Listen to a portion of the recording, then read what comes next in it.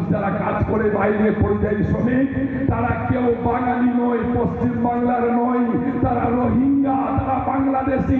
বন্ধু বিজেপির বিধায়ক, যদি এর পরে তোমার মুখে যদি এই কথাটা আরেকবার শুনি আমরা বাঙালিরা বাংলাদেশি, আরেকবার যদি শুনি আমরা বাঙালিরা রোহিঙ্গা, তোমার মুখের ভিতরে অ্যাসিড দিয়ে তোমার কণ্ঠটাকে পুড়িয়ে ছাই করে দিব, তুমি এটা জেনে রাখো।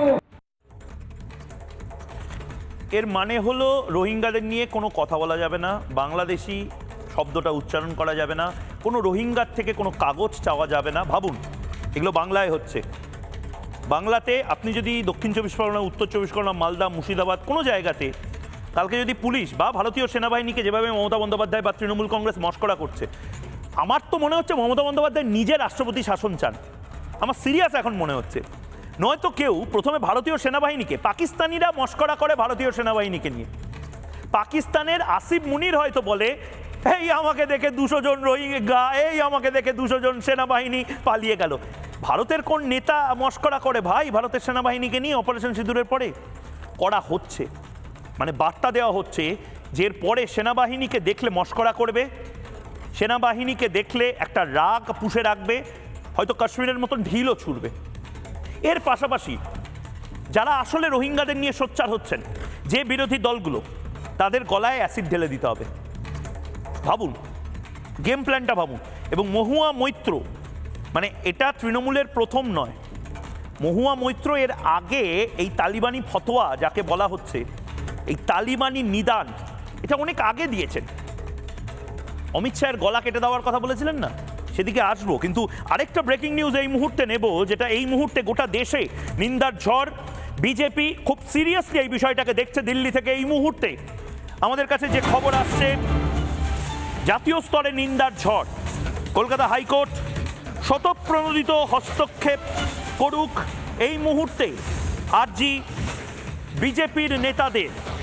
সম্বিত পাত্র আজ দিল্লি থেকে প্রেস কনফারেন্স করে, বিজেপির মুখ্য দপ্তর থেকে প্রেস কনফারেন্স করে আরজি জানিয়েছেন কলকাতা হাইকোর্ট স্বতঃপ্রণোদিত হস্তক্ষেপ করুক। কাউকে অ্যাসিড মুখে মারা, এই হুমকি দেওয়া বা মুখ ঝলসে দেওয়ার হুমকি দেওয়া, এটি একটি গুরুতর শাস্তিযোগ্য অপরাধ। আইপিএস, ইন্ডিয়ান পেনাল কোডে, আইপিসি বা বিএনএস, ভারতীয় ন্যায় সংহিতাতে খুব কড়া শাস্তি রয়েছে এর জন্য। বাংলার বিজেপি কর্মীদের সুরক্ষা নিয়ে চিন্তিত দিল্লির বিজেপি। সম্বিত পাত্র ঠিক কি বলেছেন শুনবো। मैं बहुत ही संवेदनशीलता के साथ ये अपील करता हूं कि कलकत्ता के हाईकोर्ट का इसको सुओ मोटो कॉग्निजेंस लेना चाहिए। किसी के चेहरे पर तेजाब फेंकने की बात करना आज ये बहुत बड़ा दंडनीय अपराध है।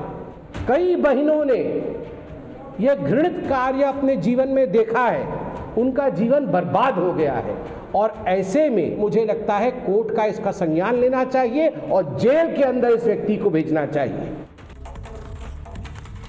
যারা অতিথিরা রয়েছেন তাদের কাছে আমি যাব, কিন্তু তার আগে আমি নির্দিষ্টভাবে শুভেন্দু অধিকারী, বিরোধী দলনেতা, তিনি কি বলছেন এই বিষয়ে একবার শুনে নেব। শুভেন্দু দা, আব্দুর রহিম বক্সি বিজেপি বিধায়কদের গলায় অ্যাসিড ঢেলে দেওয়ার নিদান দিচ্ছে।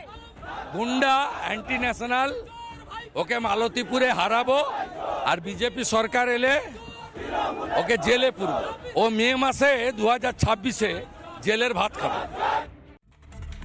নানা ধরনের কন্টেন্ট দেখার জন্য লাইক করুন, শেয়ার করুন আমাদের ফেসবুক পেজ, সাবস্ক্রাইব করুন আমাদের ইউটিউব চ্যানেল। পাশাপাশি অন্যান্য ব্রেকিং নিউজের জন্য অবশ্যই চোখ রাখুন রিপাবলিক বাংলায়।